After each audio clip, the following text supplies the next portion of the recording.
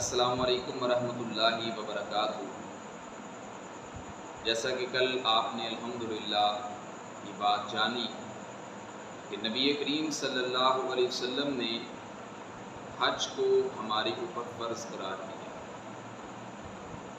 اور نبی کریم صلی اللہ علیہ وسلم نے کس قدر ایک آپ چونکہ عظیم لیڈر تھے، رہبر تھے، رہنما تھے، اور کس انداز کے ساتھ ایک شخص کے سوال کرنے پہ نبی کریم صلی اللہ علیہ وسلم نے کمال درجے کی حکمت عملی کا مظاہرہ کرتے ہوئے خاموشی کو اختیار کیا،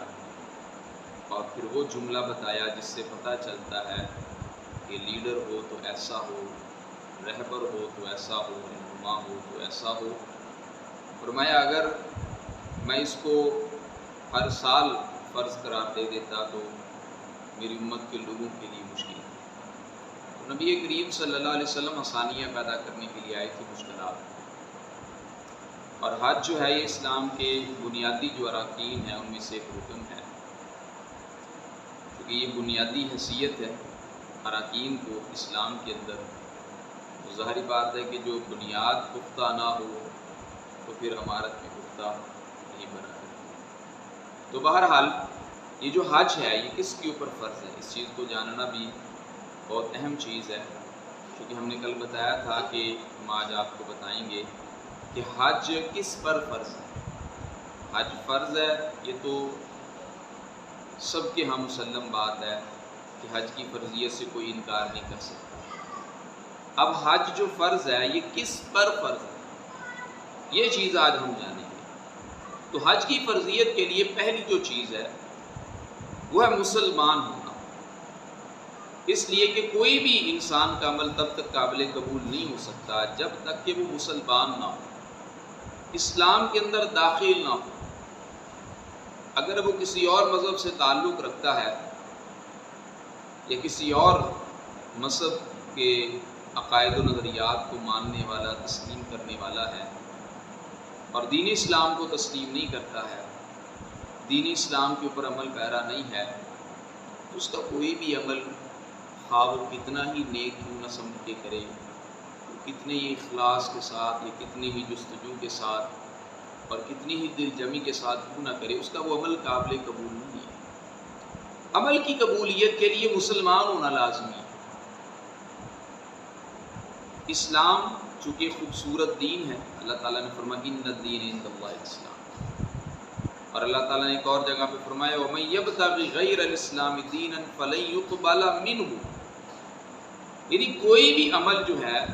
وہ تبھی قابل قبول ہوگا جب کوئی شخص دائرہ اسلام کے اندر داخل ہوگا، جب کوئی شخص مسلمان ہوگا تب اس کا وہ عمل قابل قبول ہوگا، وَغَرْنَا وَهُوَ فِي الْآخِرَةِ مِنَ الْخَاسِرِينَ، وہ آخرت میں بھی خسارہ اٹھائے گا۔ اس لیے عمل کی قبولیت کے لیے پہلی جو شرط ہے وہ ہے کہ مسلمان ہو، یعنی پہلی شرط مسلمان ہونا ہے۔ تو کوئی بھی عمل ہے، وہ حج کا عمل ہے، وہ نماز کا عمل ہے، وہ زکوٰۃ کا عمل ہے، تو حج کی فرضیت کے لیے پہلی شرط اس کا مسلمان ہونا ہے۔ حج کی فرضیت کے لیے جو دوسری شرط ہے وہ ہے عاقل ہونا، یعنی عقل مند ہو، سمجھدار ہو، حکمت و دانائی والا ہو۔ عاقل ہونا یہ دوسری شرط ہے، چونکہ جو مجنون ہے اسے تو نبی کریم صلی اللہ علیہ وسلم نے غیر مکلف قرار دیا ہے، وہ تو شریعت کا مکلف ہی کیا، لہذا دوسری جو شرط ہے حج کی فرضیت کے لیے وہ عاقل ہونا۔ تیسری شرط اس کی ہے بالغ ہونا، یعنی وہ بالغ ہو، نوجوان ہو۔ بچے کے اوپر حج فرض نہیں ہے، بالغ ہوگا تب اس کے اوپر فرض ہے۔ ہاں عمومی طور پہ اسکول میں بچے بھی ہم سے یہ سوال کر لیتے ہیں، کیونکہ ماشاءاللہ ان کے پیرنٹس جب جاتے ہیں پوری کی پوری فیملی ساتھ لے جاتے ہیں، اور بچے بھی حج کر لیتے ہیں۔ تو بچوں نے یہ سوال کیا ہے، اور انشاءاللہ جب یہ ٹائم آئے گا تو آپ کو بتائیں گے کہ بچہ اگر حج کر لیتا ہے تو آیا کہ جب وہ بالغ ہو جاتا ہے تو تب اس کی حج جو ابھی کر رہا ہے یہ اس پر یہ جو فریضہ یہ ثابت ہوتا ہے نہیں ہوتا، یہ تو انشاءاللہ ہم آگے چل کے بات بتائیں گے۔ ابھی صرف یہ بات سمجھیں، جو تیسری شرط ہے حج کی فرضیت کے لیے وہ ہے بالغ ہونا۔ اگر بالغ ہے تو حج فرض ہے، اگر بالغ نہیں ہے تو حج فرض نہیں ہے۔ ہاں بچہ حج کر سکتا ہے نہیں کر سکتا وہ الگ بات ہے، وہ انشاءاللہ ہم آگے چل کے آپ کو بتائیں گے۔ حج کی فرضیت کے لیے جو چوتھی شرط ہے وہ ہے آزاد ہونا، یعنی غلام نہ ہو، آزاد ہو۔ اب ظاہری بات ہے کہ ایک شخص ہے وہ غلام ہے اور اس کا مالک اس کو حج کروا دیتا ہے، تو کیا یہ غلامی میں اس کا حج جو اس نے کیا ہے غلامی کے اندر اور وہ بعد میں آزاد ہو جاتا ہے اور اس حیثیت تک پہنچ جاتا ہے،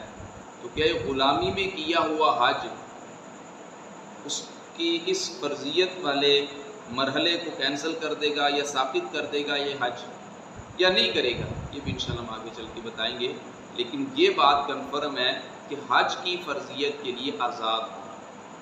یعنی آزاد ہے تو حج ہے، اس کا مطلب غلام ہے تو حج نہیں ہے۔ حج ہو جائے گا اس کا، یہ نہیں کہ ہوگا نہیں۔ مثلا وہ حج کے لیے اس کا مالک لے کے جاتا ہے تو اس کا اجر و ثواب اسے ملے گا، اس سے انکار نہیں ہے۔ ہاں فرق یہ ہے کہ اگر وہ آزاد ہو کر حج کرتا تو وہ حج شریعت کی طرف سے جو اس کے اوپر حکم لاگو ہونا تھا وہ اس کے آزاد ہونے پہ ہونا ہے۔ اب چونکہ وہ غلام ہے تو شریعت کی طرف سے اس کے اوپر فرض نہیں ہے، ہاں وہ اگر کر لیتا اس کا مالک اس کو کروا دیتا ہے تو ٹھیک ہے، اچھی بات ہے، لیکن اس کے اس حج کرنے کی وجہ سے اس کا بعد میں جب اس کے اوپر حقیقی معنوں میں شرائط پائی جائیں گی جو میں بتا رہا ہوں تو پھر اس کو پھر بھی کرنا پڑے گا حج، کیوں وہ انشاءاللہ آگے چل کے بتائیں گے۔ اچھا یہ 4 شرطیں میں نے آپ کے سامنے پیش کی۔ 5ویں جو شرط ہے وہ ہے استطاعت رکھتا ہو، یعنی اللہ تعالیٰ نے قرآن کے اندر بیان فرمایا وَلِلَّهِ عَلَى النَّاسِ حِجُّ الْبَيْتِ مَنِ اسْتَطَاعَ إِلَيْهِ سَبِيلًا، کہ جو شخص استطاعت رکھتا ہے، طاقت اور قوت رکھتا ہے، تو اس کا حق بنتا ہے کہ وہ اللہ تعالیٰ کے گھر کا حج کرے۔ اب یہ استطاعت ہے کیا؟ جو اللہ تعالیٰ نے فرمایا مَنِ اسْتَطَاعَ إِلَيْهِ سَبِيلًا، اس سے مراد نبی کریم حضرت محمد رسول اللہ صلی اللہ علیہ وسلم سے جب سوال ہوا نا تو مدینے کے تاجدار حضرت محمد رسول اللہ صلی اللہ علیہ وسلم نے فرمایا الزاد والراحلہ، استطاعت کا مطلب ہے زاد راہ اور سواری کا ہونا۔ اگر اس کے پاس زاد سفر ہے، کھانے پینے کا سامان ہے اور سواری بھی ہے، یہ سواری کا خرچ موجود ہے، تو پھر اس کے اوپر حج فرض ہے۔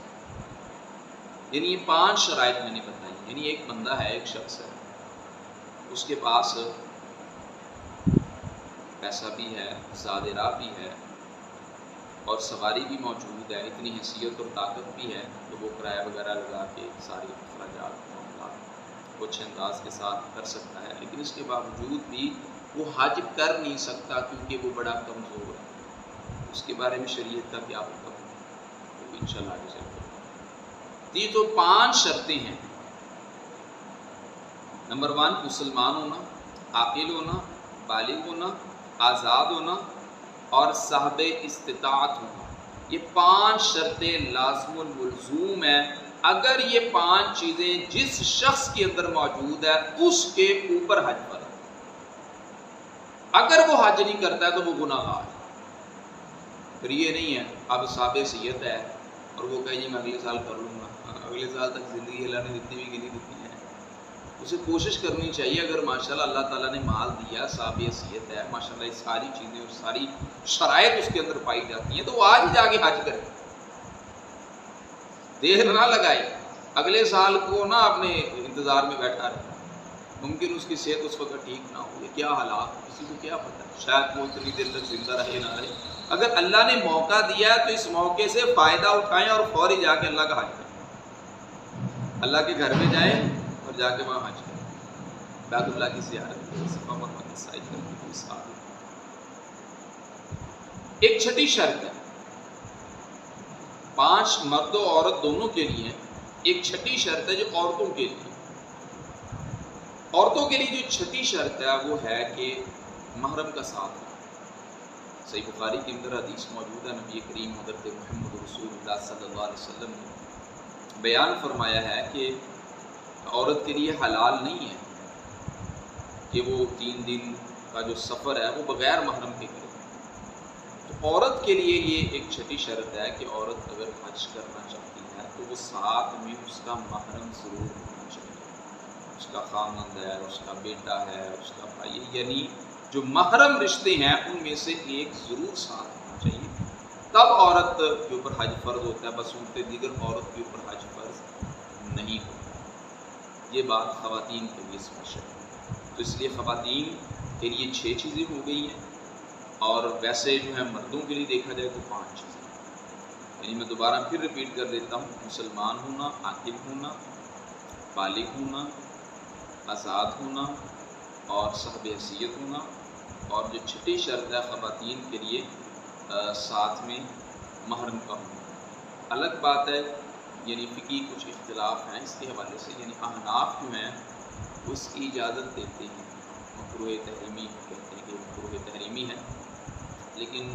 امام شافعی، امام مالک، امام احمد بن حنبل اور دیگر جو ائمہ کرام ہیں وہ کہتے ہیں کہ نہیں، عورت جو ہے وہ محرم کے بغیر حج نہیں کر سکتی، اور زیادہ